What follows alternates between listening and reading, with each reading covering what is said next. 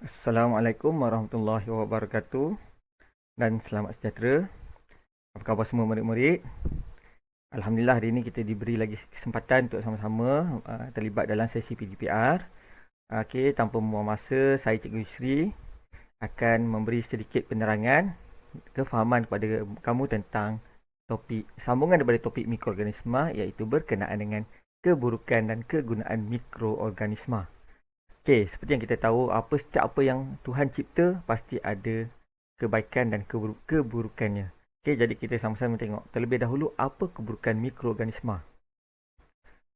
Okey, yang pertama virus. Kebanyakan penyakit bawaan virus ni adalah penyakit berjangkit yang mana dia boleh merebak, tersebar daripada satu individu kepada individu yang lain. Kita tengok apa contoh-contoh penyakit yang disebabkan oleh virus.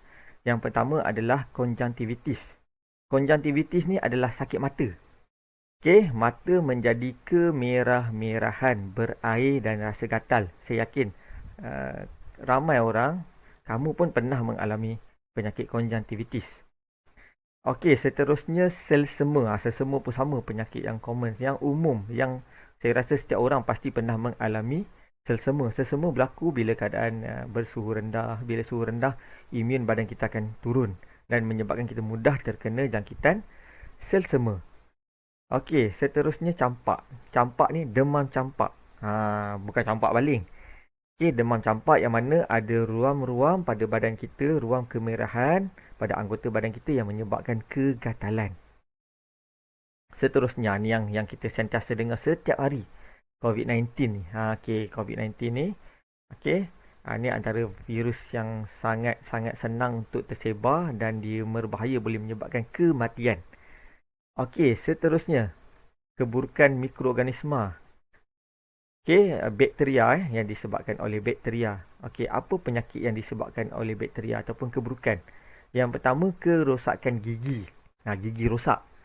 Bakteria yang ada dalam mulut menukarkan gula dan kanji kepada asid yang menyebabkan pereputan gigi. Okey, gigi mereput. Okey, disebabkan oleh asid yang dihasilkan oleh bakteria. Okey, ini disebabkan oleh sisa makanan yang ada dalam mulut kita. Itu sebab lepas makan, seeloknya kita gosok gigi ataupun sekurang-kurangnya kita berkumur supaya kita dapat buang sisa makanan yang ada dalam mulut kita.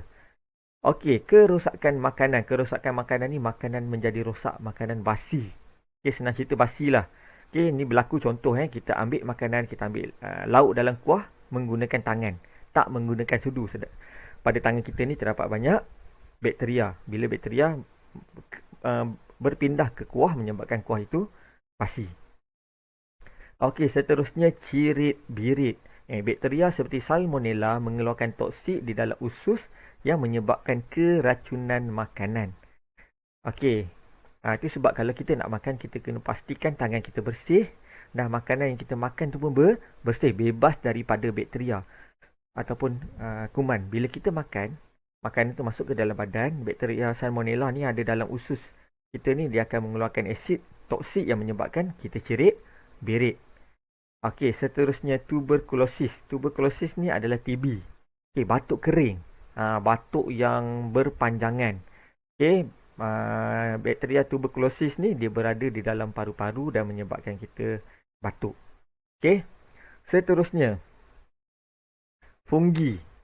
Okey, fungi ni boleh menyebabkan panau. Panau ni tumpukan putih berbentuk bulat yang menyebabkan kegatalan. Biasanya ada di muka ataupun di dada ataupun di mana di badan. Ini antara tempat-tempat yang ada panau yang berpanau. Seterusnya kurap, tumpukan merah yang menyebabkan kegatalan. Okey, panau dan kurap kedua-duanya dia berkait dengan kelembapan, kehadiran air. Jadi elakkan daripada memakai pakaian yang lembap. Seperti yang kita belajar pada sesi yang lepas, antara faktor pertumbuhan mikroorganisma adalah kehadiran air. Jadi elakkan memakai pakaian lembap supaya tubuh badan kita bebas daripada panau dan juga kurap yang menyebabkan kegatalan dan ketidakselesaan. Okey, seterusnya protozoa. Okey, protozoa ni menyebabkan demam malaria. Demam malaria ni adalah demam yang disebabkan oleh ejen penyebarannya adalah nyamuk. Okey, kita pernah biasa dengar denggi, demam denggi yang disebabkan oleh nyamuk Aedes. Ni demam malaria yang dibawa oleh nyamuk tiruk. Okey, cirit-birit seperti mana bakteria, jangkitan protozoa pada bahagian usus kecil juga boleh menyebabkan kita cirit-birit. Okey, protozoa ni kita boleh dapati protozoa ni dia terdapat pada habitat ataupun kawasan berair seperti lopak, tasik, kolam, sungai ataupun air pahit yang mentah yang tidak dimasak. Jadi, elakkan minum air yang tidak dimasak kerana dikuatiri dalam air tersebut terdapatnya protozoa yang boleh menyebabkan kita cirit-birit. Okay, itu keburukan mikroorganisma. Okay, seterusnya kita lihat pula kebaikan ataupun kegunaan mikroorganisma. Faedah mikroorganisma dalam kehidupan manusia. Okey, bakteria. Bakteria ni dia digunakan dalam penghasilan keju, yogurt, susu kultur dan juga baja organik. Okey, susu kultur ni contoh macam Yakult. Dalam Yakult tu ada bakteria Shirota yang mana dia membantu sistem penghadaman. Baja organik dia terhasil daripada perebutan sisa makanan, ranting-ranting kayu, daun kering yang diuraikan oleh bakteria dan terhasillah baja organik. Okay, keju, yogurt ni di dalam bidang pembuatan makanan serta susu kultur dalam pembuatan makanan. Okey, kegunaan mikroorganisma seterusnya fungi. Okey, fungi digunakan dalam penghasilan tempe, tapai. Tapai contoh ragi, mak kamu buat tapai dia guna ragi. Antibiotik dan juga vaksin. Antibiotik dan vaksin ni dalam bidang perubatan lah, kegunaan mikroorganisma dalam bidang perubatan. Okey, sebagai contoh antibiotik ni fungi jenis penicillium digunakan dalam penghasilan antibiotik. Okay, antibiotik ni dia untuk sistem perlindungan badan kita lah untuk melawan penyakit. Okey, sekarang telah saintis-saintis cuba menghasilkan vaksin bagi melawan COVID-19. Okey, itu sahaja sedikit penerangan cikgu berkenaan dengan keburukan dan kebaikan mikroorganisma. Seperti yang saya bagi tahu tadi, setiap apa yang Tuhan cipta ni ada baik dan buruk. Yang buruk kita elakkan, kita tinggalkan. Yang baik kita sama-sama ambil manfaat.